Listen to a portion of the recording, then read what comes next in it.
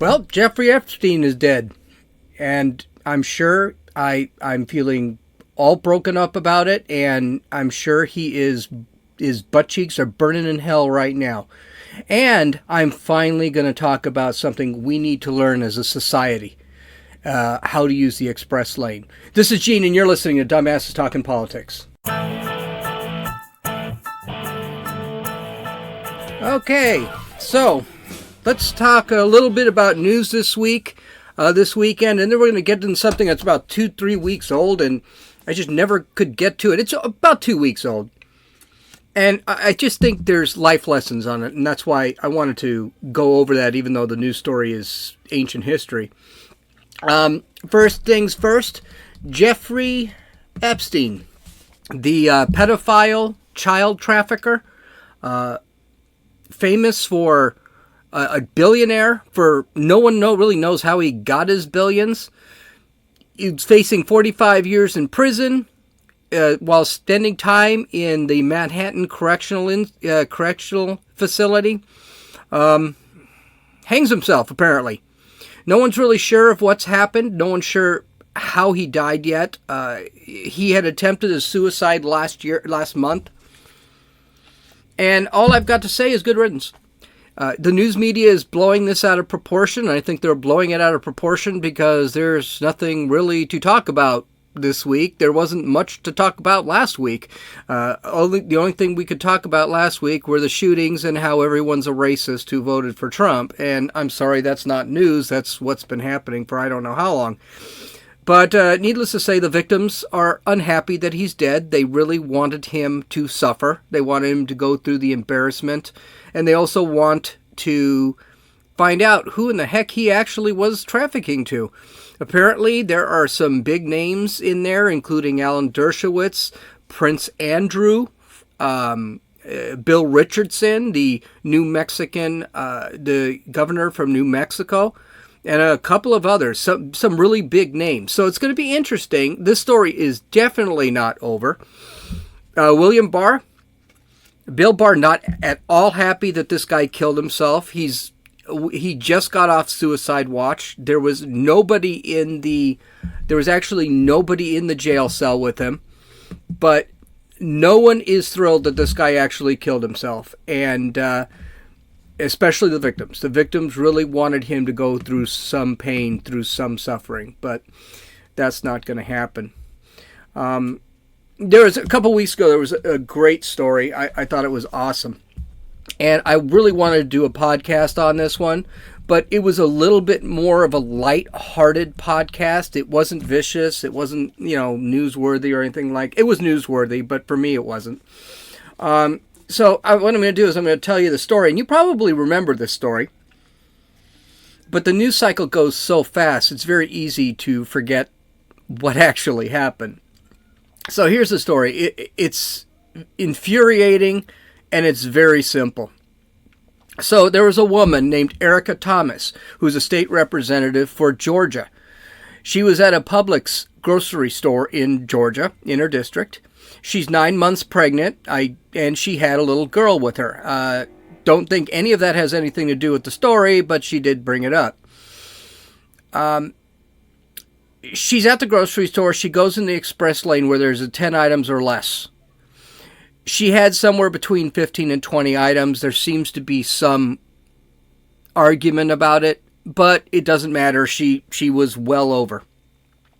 There was some guy behind her named Eric Sparks. He only had a couple of items, and of course he became kind of upset about this and annoyed. So Sparks complained to store employees, and they stated that they couldn't do anything about it. It was not against their store policy. He could address her if he wanted to, but they could do absolutely nothing about it. Okay. Sparks he addresses Sparks, apparently calls her a bitch or something, and they start going at it with each other. After the trip to the store, this Erica Thomas goes in and starts a Facebook rant. She actually goes up. She's crying. It's terrible because It's so fake, it's not even funny. You could see her, there's not one tear in her eye, and she's acting like she's crying. She's screaming about white privilege. She's screaming that she needed to go back. He said she needed to go back where she came from. Does that sound familiar? I mean, she's just throwing an absolute hissy fit. So, the next day, of course, being a representative for the state of Georgia, she decides to go over and hold a press conference in front of this Publix grocery store. Well, lo and behold, Eric Sparks actually shows up. And he starts arguing with her. He starts basically saying none of that stuff that she's saying ever happened. Now, there are a couple of things that really should sound off here. One, Eric Sparks is about 5'2", and Erica Thomas is probably about 6 feet tall. She towered over him. And this guy had horned rim glasses, thick horned rim glasses. He just was the epitome of lack of masculinity. I would have never thought that this guy would ever be a threat to anybody. Now, Eric Sparks admitted, yeah, I called her a bitch and we had words, but he never said anything about kicking her out of the country. He never said anything about that. He said, that's a lie, and he said she actually said it. So, what does she do? What do Democrats typically do when they're faced with this kind of stuff? They sit back and they just start talking over him. That's what she did at the press conference. She started talking over him. He was trying to explain what was going on, what had happened, and she would not let him get a word in edgewise, even though reporters were actually asking him. Okay, it gets better. The next day, Erica Thomas, in another interview, an interview again with one of the mainstream media outlets, basically says, no, she wasn't sure if he told her to go back to where she came from. She can't remember, but she thought she felt it that way. Oops, now she's rolling back. The police department was performing an investigation per her request. And the police department, after gathering all the evidence, said there's nothing here. I don't exactly know what they were going to charge him with. I mean, if I got arrested every time I got into a fight over a grocery store, I'd be in prison most of the time. I'm constantly getting fights in the grocery store, especially in the express lane, but more on that later. So the police department, after doing their investigation, gathering the interviews and gathering the tape, the actual security tape, they say there's nothing here. I guess they can't convict him of being mean. So, all right. I'm sorry, you can call anybody a bitch you want. It's not illegal. It gets worse for Thomas. The next day, a bunch of the employees at the store were interviewed, and the employees at the store said, well, it actually wasn't Sparks that did anything, really. It was actually her. She was the one throwing the absolute fit, and she was the one who actually told him to go back to where he came from. So she was actually attacking him. It gets better. Publix grocery store releases the security tape, and everything that this Thomas had said, you could tell was an absolute lie. She was on top of him. I think if this guy had actually said anything, as a matter of fact, you saw him back up. If he had said anything to her, she probably would have beaten the ever-loving crap out of him. So basically, what this ends up being is you have another left-wing politician, another playing victim, trying to become a victim, lying about it, getting caught in her lie. And of course, no one is saying anything now. It's been 3 weeks. Everyone knows she lied about it. But here's the thing. This isn't the real problem here.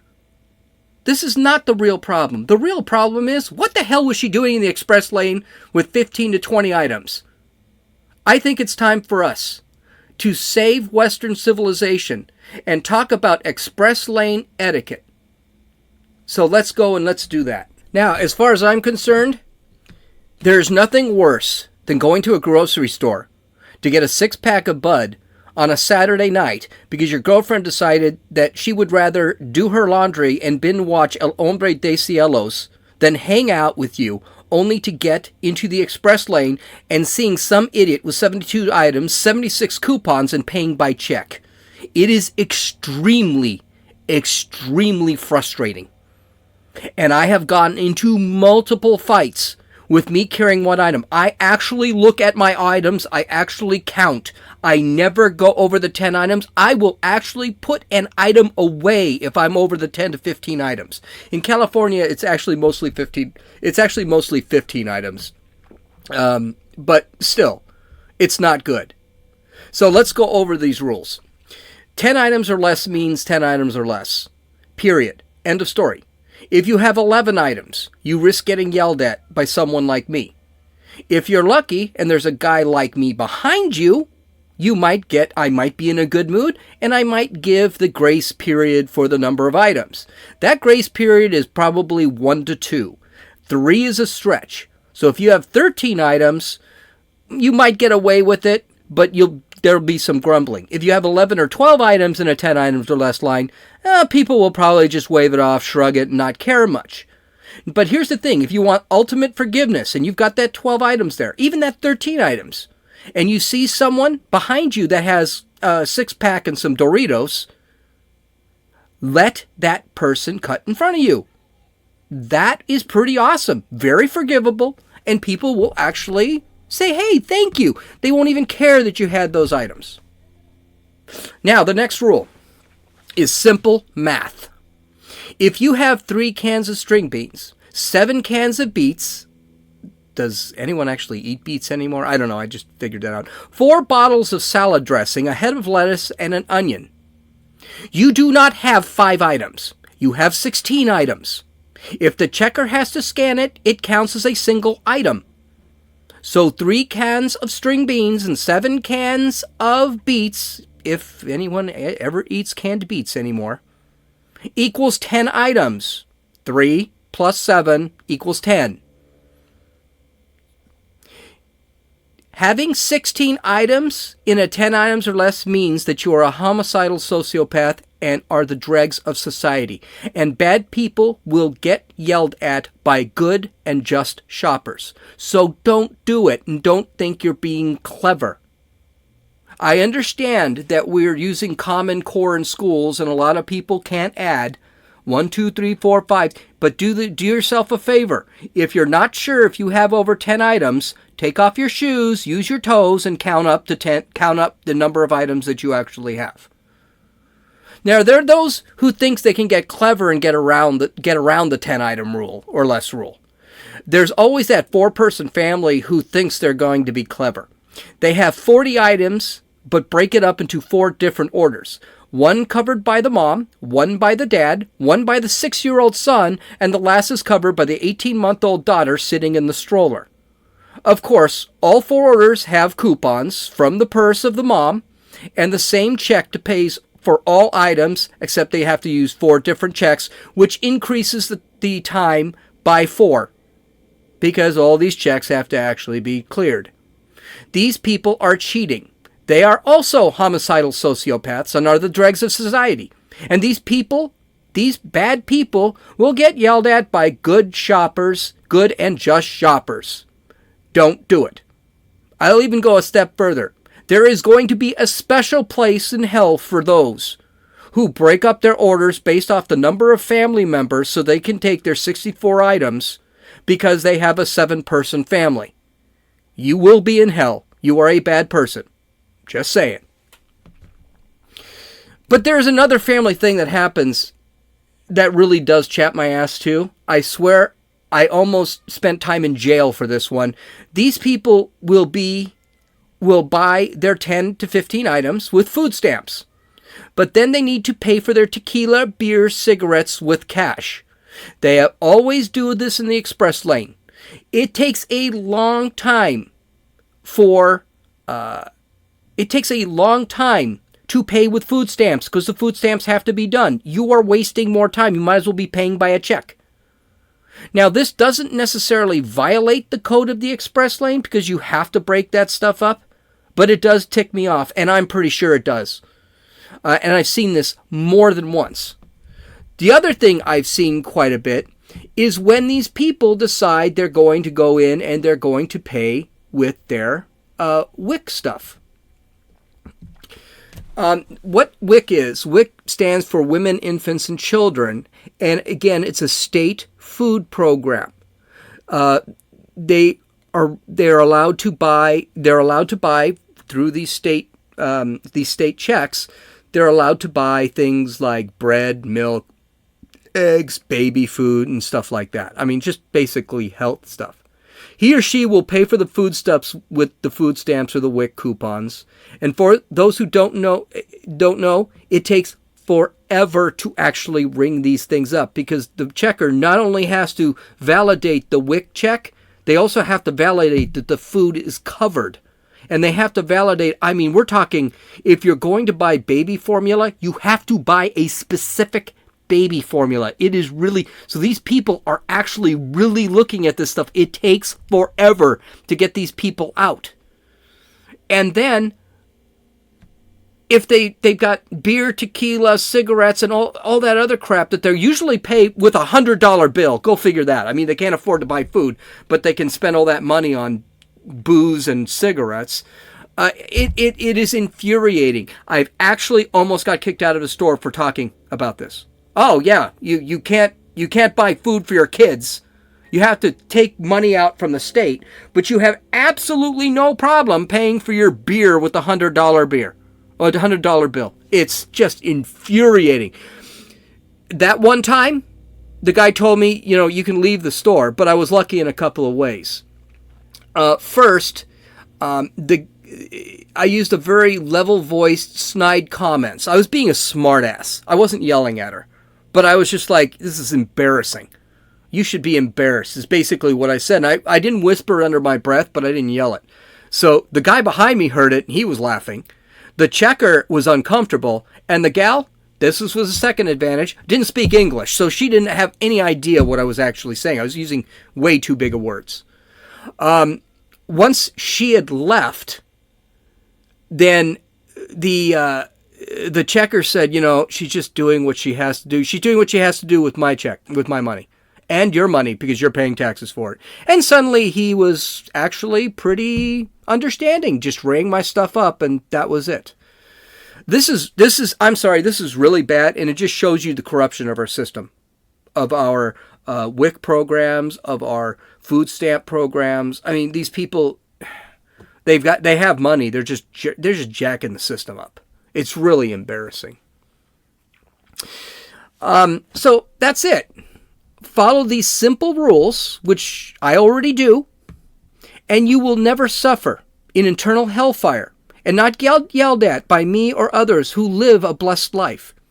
Here's the thing. Using identity politics and intersectionality does not make you a hero. Erica Thomas is no hero. She just looks like a very bad person who had too many things in line and decided to use that to make herself into a victim. She's a bad person. Doing the right thing does. Doing the right thing makes you a good person. Life is that simple. Nice and short podcast today. You can follow me on Twitter at RunninFool, RUNNINFEWL. You can visit my website at www.dumbassestalkingpolitics.com. You can download or listen to this podcast at iTunes, Podbean, Podcast Addict, or don't tell me, YouTube. If you go to my website, you'll actually see where I got my resources, and you'll see the video of this Erica Thomas chick, and you can actually listen. The video has an absolutely fantastic storyboard to it. It just covers it kind of in a timeline way. It's a really good video. So I hope you folks have a nice day. Take care, and we'll talk to you later on this week, probably tomorrow. This is Gene. You've listened to Dumbasses Talking Politics.